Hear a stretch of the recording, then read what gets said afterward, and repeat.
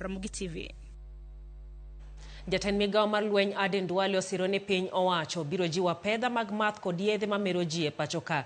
Duale wacho ni telo mar Kenya Kwanza dwaro rito rowere mondo kik donje mer kod math mahinyo ngimagi. Koloso Msambweni kaunti ma Kwale e nyasi mar ang'wen matimore higa ka higa mano mar piem e somo Koran. Duale okwayo josiasa mowuok kuonde mopogore pacho ka mondo oti kanyakla kod bede mag arita kwe mondo omak jogo mauso math mabandia kod yedhe mamero ji. Omedo ni sirkal osekawo ting' mar neno ni ngima rowere magene jotelo mag kinde mabiro okorochore kar luore kod tiyo gi yedhe makamago. Kuhifadhi Qur'an ni jambo kubwa sana.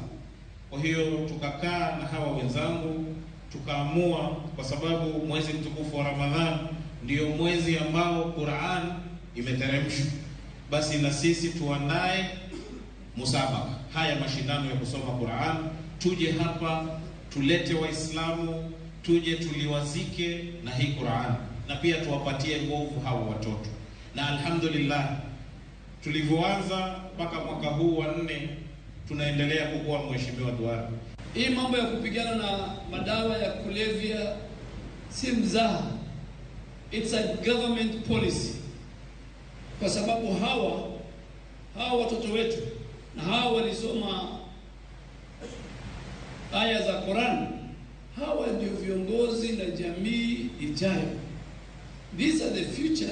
Our young children are the future. The girls who are wearing the hijab are the future of our community. The boys who are reciting the Quran, mashallah, Allahu Akbar, are the future of our community. And we must protect them. We must protect them. Piny owacho ma kaunti ma Kajiado golo ywak